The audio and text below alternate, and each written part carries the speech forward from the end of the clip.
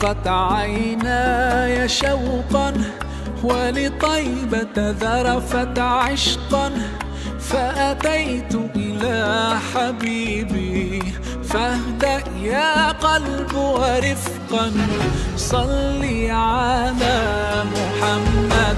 السلام عليك يا رسول الله، السلام عليك يا حبيبي يا نبي الله، السلام عليك يا رسول الله، السلام عليك يا حبيبي يا نبي الله يا رسول الله.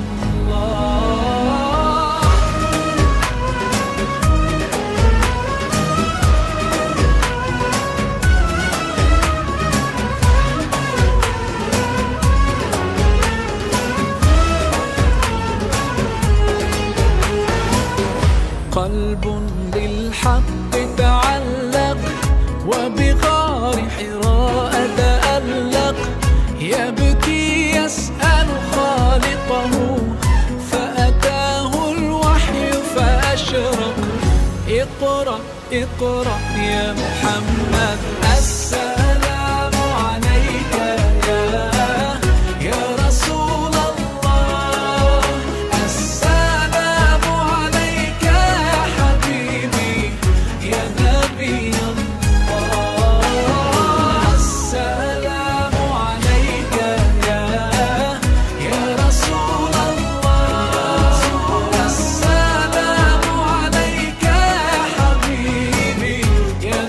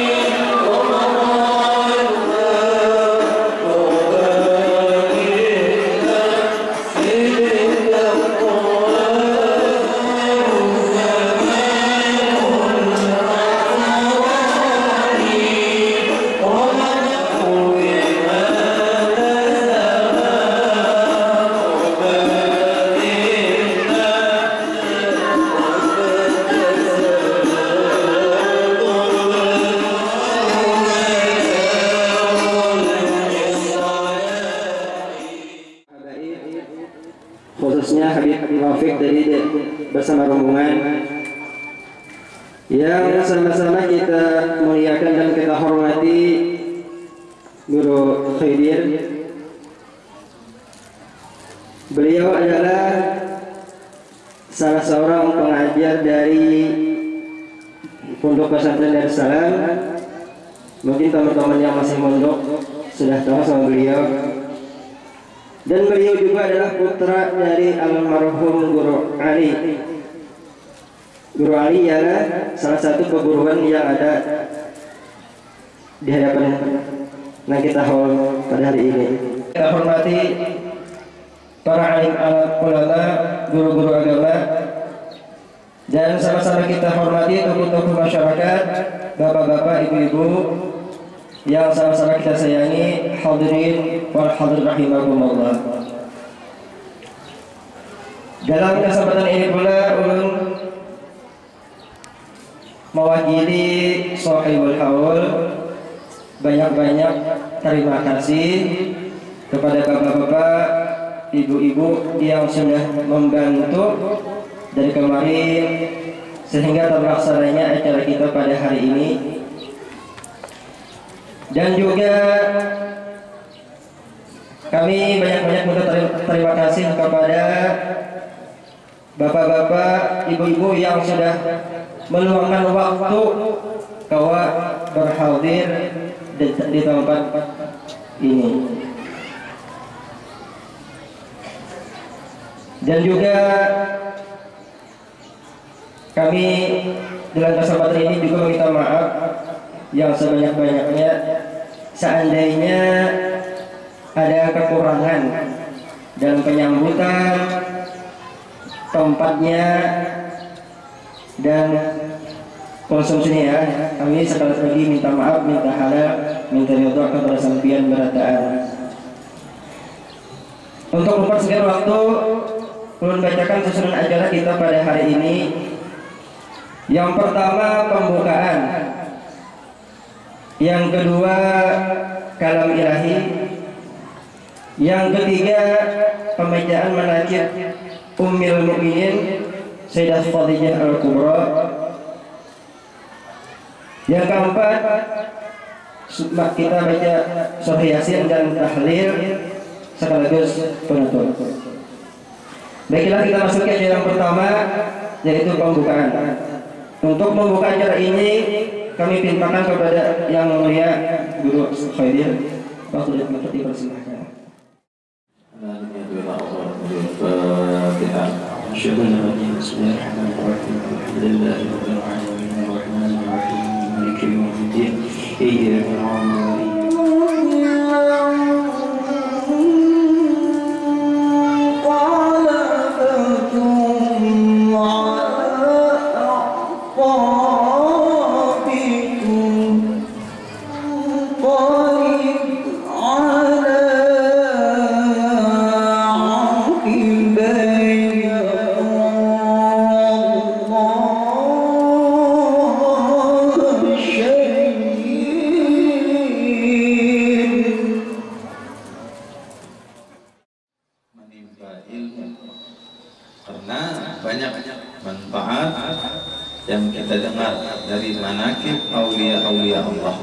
Wabil khusus yang kita baca lagi manaqib Siti Khadijah. Ini banyak ilmu yang kita dapat. Jadi kita niatkan, kita mendengar, menghadiri manaqib ini untuk menimba ilmu. Yang kedua, tujuan kita membaca manaqib ini adalah untuk mencintai para waliullah, para aulia Allah dan kerabat-kerabat Nabi dan keluarga-keluarga Nabi, supaya tahu kita. Karena dengan berkat membaca manaqib, khususnya misalnya keluarga Nabi yang kita baca, aulia Allah, nah di situ kita akan mendapatkan keberkahan kalau kita mau memperhatikan. Karena orang-orang wali itu luar biasa, hatinya itu selalu dipandang oleh Allah Subhanahu wa Ta'ala. Makanya bicara ulama kalau kada salah Abu Yazid Al-Bustami. Ujar Sidin, pandanglah kalau kita nih sejaman lawan waliullah. Ada kita alhamdulillah sejaman lawan Sidin, pandanglah mereka, cintailah mereka. Kalau bisa kita itu ada di dalam hati Sidin. Kenapa? Karena hati para wali-waliullah itu selalu dipandang Allah. Ketika Allah memandang hati para wali-walinya, ternyata di situ ada kita, maka kita akan menjadi orang yang beruntung. Itu untungnya kita cinta kepada wali-wali Allah. Itu penting untung benar kita, apalagi misalnya ada wali Allah nama hidup kita ziarah. Jangan kita ziarah hidup, kita elangi apa segalanya untung benar. Dan jadi kita penting juga ya orang berparak, berpatuh-patuh lawan orang alim, lawan orang soleh. Sebagian ulama mengatakan waliullah itu siapa? Nah, waliullah itu ada sebagian ulama mengatakan di sini ulama. Kalau ulama itu bukan wali, siapa lagi waliullah? Kan jadi kita pulang pulang kita lawan guru-guru agama, guru-guru kita para berpatuh lawan sidin, cintai sidin. Karena barangkali hati sidin selalu dipandang Allah. Ketika hati sidin dipandang Allah, kita ada di sana. Nah, untung kita jadinya beruntung. Nah ini yang kita baca ini adalah manaqib Siti Khadijah. Hendaknya kita sedikit banyaknya bisa mengambil faidah dari manaqib Siti Khadijah. Jangan sampai hanya sebatas kita baca, harus ada manfaatnya. Kayak apa akhlak Siti Khadijah. Nang babinian, nang lakian pun perlu meniru akhlak Siti. Bukan berarti akhlak Siti Khadijah ini khusus jaga babinian saja, kada. Bahkan kita lalakian pun kita contoh kayak apa akhlak dan perjuangan Siti Khadijah radhiyallahu anha ketika bersama Rasulullah sallallahu alaihi wasallam. Nah, ini kisah perjuangan Siti Khadijah bersama Rasulullah. Nah, kita hadapnya kayak itu juga, meniru akhlak Siti. Ini Sayyid Muhammad Mengarang yang diterjemahkan oleh guru kita Guru Sukri. Ujar Sidin, ini risalah adalah keringkasan terjemah risalah manaqib Sayyidah Khadijah Kubra yang dikarang oleh Habib Sayyid Muhammad bin Alawi Al-Maliki. Berkata Sayyid Muhammad bin Alawi Al-Maliki, ini risalah manaqib Siti Khadijah adalah tiupan syafaat kenabian dan limpahan rahmat ketuhanan dengan disertai goresan pena tentang keistimewaan Ummul Mukminin Sayyidatina Khadijah Kubra, istri Rasulullah sallallahu alaihi wasallam, yang banyak mempunyai kepribadian yang sangat baik yang merupakan cerminan dari budi pekerti Rasulullah. Kenapa jadi Siti Khadijah banyak mempunyai kepribadian yang baik? Karena itulah Sidin meniru daripada akhlaknya Rasulullah sallallahu alaihi wasallam, yang mana Rasulullah itu seorang insan kamil. Ujar Sayyid Muhammad, saya susun risalah ini untuk menebarkan keharuman di majelis-majelis dan perkumpulan baik di kota maupun pelosok desa.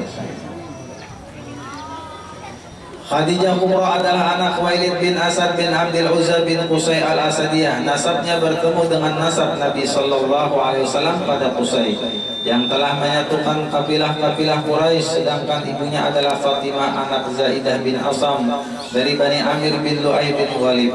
Alangkah mulianya nasab Siti Khadijah yang bertemu dengan nasab Nabi semulia Habaib.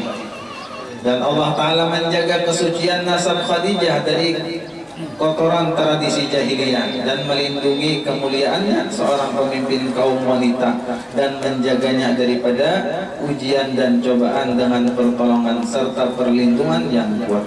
Oleh karena itu Siti Khadijah digelar dengan Sayyidah Thahirah, artinya pemimpin kaum perempuan yang suci. Alangkah agungnya karunia yang sangat besar ini sehingga terkenal dengan sebutan Al-Kubra.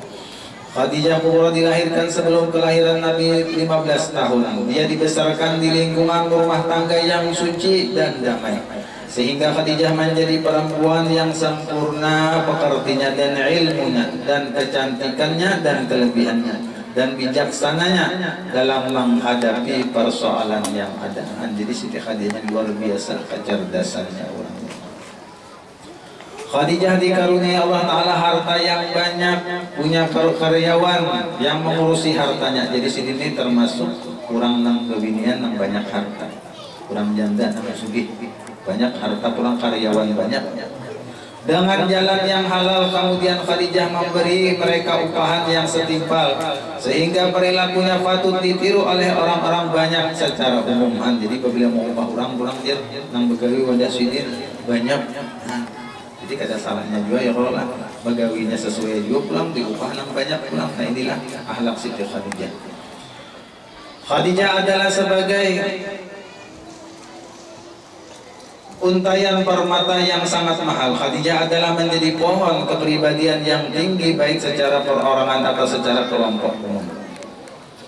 Sesungguhnya Allah Ta'ala menghendaki bagi Khadijah bahwa terhimpun padanya kemuliaan di dunia dan akhirat, maka sampai khabar dakwah Nabi kepadanya. Dan Khadijah langsung menerima dakwah Nabi dengan penuh perhatian serta keyakinan, dan Khadijah langsung meyakini bahwa Nabi Muhammad adalah orang yang diketahui keutamaannya yang sangat jelas dan yang telah disaksikannya sebagai orang yang takwa dan suci dari dosa dan orang yang dapat dipercaya dan orang yang jujur, sehingga Khadijah yakin bahwa usaha orang yang semacam itu jujur akan membawa hasil dan perdagangan insya Allah. Jadi Siti Khadijah, ketika Nabi hendak membawakan barang dagangan Siti Khadijah sudah mendengar sifat-sifat Nabi. Orangnya dipercaya, mendengar orangnya amanah. Siti Khadijah dengan senang hati. Lalu beliau adalah menyerahkan harta dagangannya kepada Nabi untuk menjualkannya dengan upahan yang melebihi dari orang lain. Nah, karena Siti Khadijah melihat karyawan yang jujur, ini pun di mana aja kita isi karyawan yang jujur tuh wani memberi terbanyak upahnya pada orang lain. Kenapa? Larang mencari karyawan yang jujur ini. Luar biasa ini, kalau kita tetamun disayangi benar ini, dibanyaki gajinya kalau perlu. Nah ini seperti akhlak Siti Khadijah. Maka menerima Nabi Muhammad SAW barang dagangan Siti Khadijah dan keluarlah membawanya ke negeri Syam. Inilah perjalanan Nabi yang kedua kalinya ke negeri Syam. Belum ada kepastian bahwa Nabi SAW pergi ke Syam hanyalah 2 kali dalam tahun yang berbeda, sebagaimana telah disebutkan oleh Al-Hafidh hadis yang dijadikan rujukan yang bisa diperpegangi. Khadijah menyertakan Maisarah. Maisarah ini pembantu Sidin. Jadi Maisarah ini adalah lelakian yang lakukan, orangnya lelakian. Jadi di kiaunya tak bahasa kita mengiau imai, ya kan? Padahal ngaran Sidin Maisarah itu lelakian, cuma ada apa-apa. Di arti itu dia saja ngaran mirip beginian. Ya kan, di wadah kita beginian, di sana lelakian. Jadi seorang pembantu ditipakan Sidin pulang dikawani, disuruh Maisarah ini membantu Nabi di waktu berjualan. Seorang pembantu bersama Nabi dan ia berpesan pada Maisarah untuk betul-betul membantunya dan melayaninya, sehingga Allah menanamkan dalam hati Maisarah rasa simpati dan mahabbah dan dapat menangkap keperluan Nabi dengan kecerdasannya dan kepandaian, dan membantu dan melayaninya dengan penuh keikhlasan dan menemaninya dengan penuh rasa persahabatan. Dengan mata kepala sendiri Maisarah menyaksikan suatu dan rahasia-rahasianya dan mendengar telinganya daripada khabar beritanya. Dari situlah Maisarah mendapat berita akan apa yang telah diceritakan oleh seorang rahib Nastur yang bernama Nastura. Ini betul-betul kenyataan, bukan cerita bohong dan bukan cerita fantasi. Ketika rahib berkata, pada saat melihat kekasih Allah yang mulia ialah Nabi Muhammad yang sedang beristirahat di bawah pohon yang ada di sana, rahib bertanya, siapakah orang yang cahayanya mengalahkan bulan purnama di jagat raya ini? Lalu Maisarah menjawab, ini adalah seorang laki-laki yang terhormat dari tanah haram. Kemudian rahib berkata dengan suara yang meyakinkan, tiada salah lagi, orang yang bernaung duduk di bawah pohon ini adalah seorang nabi dan rasul. Selanjutnya rahib bertanya kepada Maisarah, apakah ada pada kedua matanya terdapat merah yang tidak berpisah? Maisarah menjawab, ya benar. Lalu rahib berkata, inilah dia nabi yang terakhir. Alangkah bahagia bagi orang yang membenarkannya serta beriman kepadanya.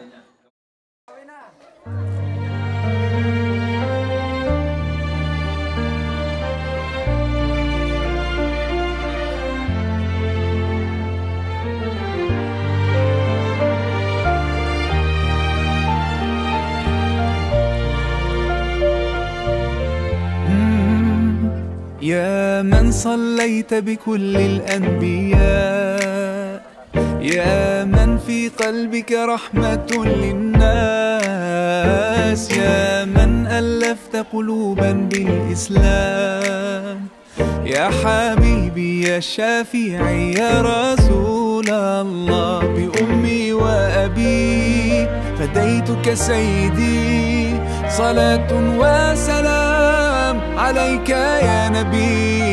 حبيبي يا محمد أتيت بالسلام والهدى محمد، حبيبي يا محمد يا رحمة للعالمين يا محمد، يا من حليت حياتنا بالإيمان، يا من بجمالك علمت الإحسان، يا من نورت قلوبنا بالقرآن، يا حبيبي يا شافي.